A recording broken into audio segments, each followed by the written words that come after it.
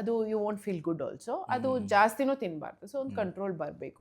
ಒಂದು ಸ್ವಲ್ಪ fruits vegetables ಎಲ್ಲ ತಿನ್ಕೊಂಡು ಸ್ವಲ್ಪ ರೈಸ್ ಎಲ್ಲ ಸ್ವಲ್ಪ ಕಟ್ ಮಾಡಿ ಅದೇ ಸೇಮ್ ಡೇ ಒಂದು ಸ್ವಲ್ಪ ಮೇಂಟೈನ್ ಮಾಡಿಬಿಟ್ರೆ ಬೇರೆ ಹ್ಯಾಬಿಟ್ಸ್ ಎಲ್ಲ ಶುಡ್ ನಾಟ್ ಸ್ಟಾಪ್. ಇದು ತುಂಬ ಹಬ್ಬಗಳಲ್ಲಿ we get all healthy food only. ಇವಾಗ ನೋಡಿದರೆ ನಮಗೆ ಕೋಸಂಬರಿ ಇದೆಲ್ಲ ಕೊಡ್ತಾರೆ. So it is all healthy only. So ನಮ್ಮ ಟ್ರೆಡಿಷನಲ್ ಪ್ರಿಪ್ರೇಷನಲ್ಲಿ ಹಬ್ಬದ ಊಟಗಳು ಹೆಲ್ತಿಯಾಗೇ ಇದೆ. ಫಸ್ಟ್ ಆಫ್ ಆಲ್ ಡಯಟ್ ಅಂದಾಗ ನಾವು ಅಷ್ಟು ಸ್ಟ್ರಿಕ್ಟಾಗಿ ನಾವು ಏನೂ ತಿನ್ನಲ್ಲ ಹಂಗಿದ್ರೆ ಈ ಸಿಚುವೇಶನ್ಸಲ್ಲಿ it be difficult to manage. ಇಷ್ಟೆಲ್ಲ ಕಷ್ಟಪಟ್ಟು ನೀರಿನಲ್ಲಿ ಹೋಮ ಮಾಡ್ದಂಗೆ.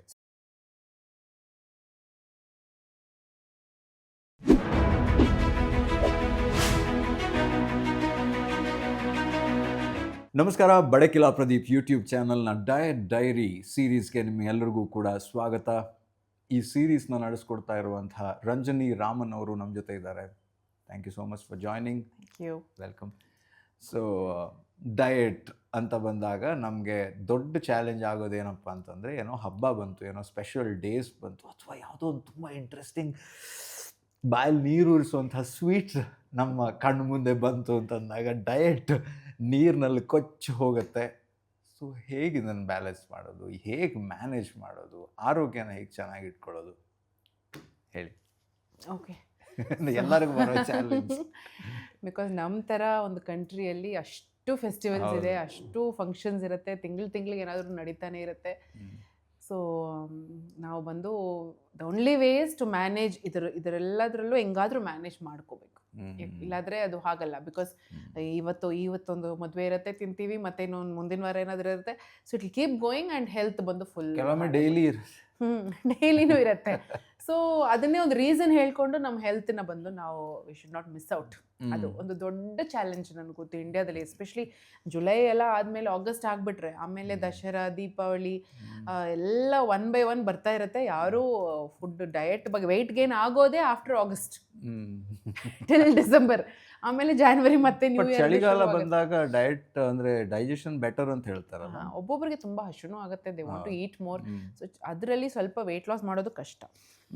ಫಸ್ಟ್ ಆಫ್ ಆಲ್ ಡಯಟ್ ಅಂದಾಗ ನಾವು ಅಷ್ಟು ಸ್ಟ್ರಿಕ್ಟಾಗಿ ನಾವು ಏನೂ ತಿನ್ನಲ್ಲ ಹಂಗಿದ್ರೆ ಈ ಸಿಚುವೇಶನ್ಸಲ್ಲಿ it be difficult to manage. ಮೈಂಡಲ್ಲಿ first we should accept, okay ಇದೆಲ್ಲ ಬರುತ್ತೆ, ನಾವು ಇದರಲ್ಲೂ ಹೆಂಗೆ ಮ್ಯಾನೇಜ್ ಮಾಡ್ತೀವಿ, ನಾನು ಸ್ವಲ್ಪ ಕಂಟ್ರೋಲಲ್ಲಿ ಇರ್ತೀನಿ ಅಂತ ಮೈಂಡಲ್ಲಿ ಬರಬೇಕು. ಇಲ್ಲ ಹೆಂಗೋ ಫೆಸ್ಟಿವಲ್ ತಾನೇ, ನಾನು ಇಷ್ಟು ತಿಂತೀನಿ, ಆಮೇಲೆ ನೋಡ್ಕೊಳ್ಳೋಣ, ಮುಂದಿನ ವಾರ ನೋಡ್ಕೊಳ್ಳೋಣ ಅಂತ ಮಾಡಿದರೆ ದೆನ್ ದಟ್ ಮುಂದಿನ ವಾರ ಬರೋದೇ ಇಲ್ಲ. Okay, so the thing is ಇರೋ ಕರೆಕ್ಟ್. ಸೊ ಇರೋ ಆಪ್ಷನ್ಸಲ್ಲಿ ನಾವು ಹೆಂಗೆ ಬಂದು ಒಂದು ವೈಸ್ ಚಾಯ್ಸ್ ಮಾಡ್ತೀವಿ ಅಂತ. ಸೊ ಮೇ ಬಿ ಒಂದು ಯಂಗ್ ಆಗಿದ್ದಾಗ ನಾವು ಇನ್ನೂ ಚಿಕ್ಕ, may be in our 20s ನಮ್ಮ ಬಾಡಿ ಚಾಯ್ಸ್ ಕರೆಕ್ಟ್ ಎರಡು ಬೇಕು. Nice, very nice, yes true. So ನಮ್ಗೆ ಗೊತ್ತಾಗಬೇಕು same food, same sweets maybe ನಾವು ಒಂದು 20s ತಿಂದಾಗ it was not affecting us so much. But 30s ಆದಾಗ, 40s ಆದಾಗ, 50s ಆದಾಗ ನಮ್ಗೆ ಗೊತ್ತಾಗಬೇಕು, ಓಕೆ ಇವಾಗ ನಮಗೆ ವಯಸ್ಸಾಗ್ತಿದೆ, ನಾವು ಸ್ವಲ್ಪ ಕಂಟ್ರೋಲ್ ಮಾಡ್ಕೋಬೇಕು ಅಂತ ಕಾನ್ಷಿಯಸ್ನೆಸ್ ಬರಬೇಕು ಫಸ್ಟ್ ಆಫ್ ಆಲ್. ಆ್ಯಂಡ್ ಎಲ್ಲನೇ ಅವಾಯ್ಡ್ ಮಾಡಬೇಕು ಅಂತ ಇಲ್ಲ. ನಾನು ಎಲ್ರಿಗೂ ಹೇಳೋದೇನೆಂದರೆ, ಅಲ್ಲೊಂದು 10 ಐಟಮ್ಸ್ ಇದ್ದರೆ ನಿಮಗೆ ಒಂದು ಫೇವ್ರೇಟ್ ಒಂದು 2-3 ಇರ್ಬೋದು. There could be some foods ನಿಮಗೆ ಅದು ಬೇಡವೇ ಬೇಡ, ನಿಮಗೆ ಇಷ್ಟನೇ ಇಲ್ಲ, ಅದು it's not necessary you have to ಈಟ್.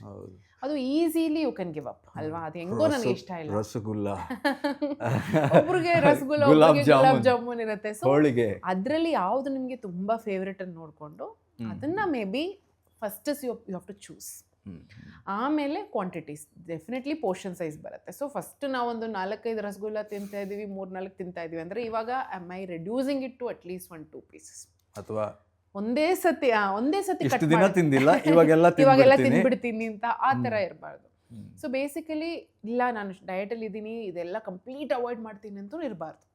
ಹಂಗಿದ್ರೇನು ಕಷ್ಟ. Because psychologically you are not feeling good. ಎಲ್ಲರೂ ತಿಂತಾ ಇರ್ತಾರೆ, ನಾನು ತಿಂತಾ ಇಲ್ಲ. ಮೈಂಡಲ್ಲಿ ಮೇ ಬಿ ಅಲ್ಲಿ ಚೆನ್ನಾಗಿರುತ್ತೆ, ಆದರೆ ಮೈಂಡಲ್ಲಿ ಯು ವಿಲ್ ಫೀಲ್ ಒಂದು ತಿನ್ಬೋದಿತ್ತು ನಾನು ಅಂತ. Why do you want that ಅಲ್ವಾ. So little bit portion size. So ನಾನು ಕ್ಲೈಂಟ್ಸ್ಗೆ ಹೇಳೋದು ಹಾಗೆ, ನೀವು maybe you would have eaten ಒಂದು 5 ತಿನ್ಬೋದು ನಿಮಗೆ, ಆದರೆ ನೀವು 1 or 2 ಅಲ್ಲಿ ಸ್ಟಾಪ್ ಮಾಡಿದ್ದೀರಿ ಅಂದರೆ ಅದನ್ನೇ progress actually. That itself is success, right? Because you are conscious. So you don't have to avoid. ಕ್ರೇವಿಂಗನ್ನು ಕಂಟ್ರೋಲ್ ಮಾಡ್ಕೊಳ್ಬೇಕಾಗಿರೋದು ತುಂಬ ಇಂಪಾರ್ಟೆಂಟು.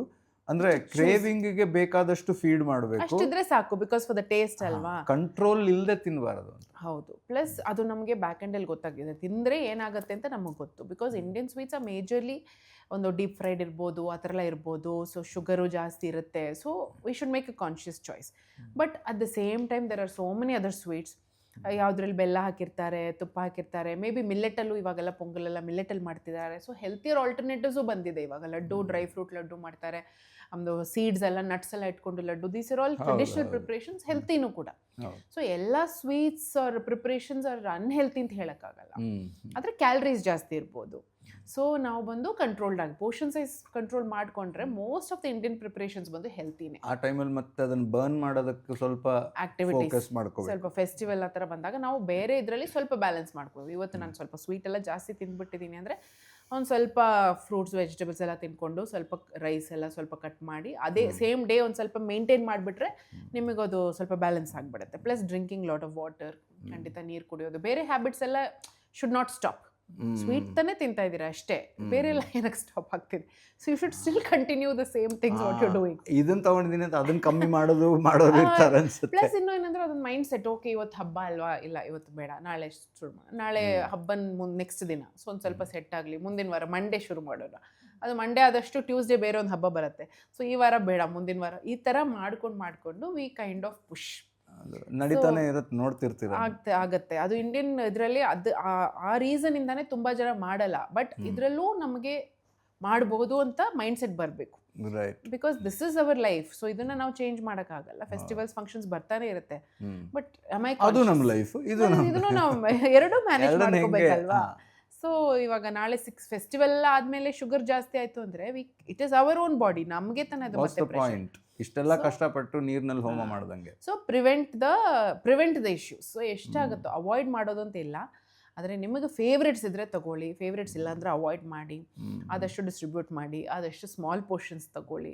ಮನೇಲಿ ಮಾಡಿರೋದು if it is healthy, you know the ingredients, it is good. ತುಂಬ chemically loaded ಆ ಥರ ತಗೊಂಡ್ರೆ ಬೇಡ ಅಂತ ನಾನು ಯಾವಾಗಲೂ ಅದು I emphasize a lot.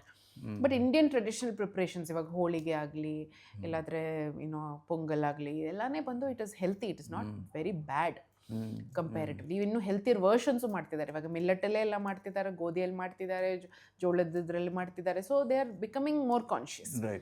So it is okay. ಅಷ್ಟು ಆಕ್ಟಿವಿಟಿ ಬೇಕು ಅಂತಂದ್ರೆ ಒಂದ್ ಸ್ವಲ್ಪ ಯು ಎಂಜಾಯ್. ಬಿಕಾಸ್ ಒಬ್ಬೊಬ್ಬರಿಗೆ ಅದು ತುಂಬಾ ನಾಸ್ಟಾಲ್ಜಿಕ್. ನಾನು ಕಡಲೆಬೇಳೆ ಹೋಳಿಗೆ ನಮ್ಮೂರ್ ಕಡೆದು, ಅಥವಾ ಇಲ್ಲಿ ಒಬ್ಬಟ್ಟು, ಸಾರಿ ಸೊ ಅಥವಾ ಗುಲಾಬ್ ಜಾಮೂನ್, ಅಂದ್ರೆ ಅದನ್ನ ಬೇರೆ ಯಾವ್ದ್ರಲ್ಲೂ ಮಾಡಿದ್ರೆ ನಂಗೆ ಇಮ್ಯಾಜಿನ್ ಮಾಡಕ್ ಆಗೋದೂ ಇಲ್ಲ.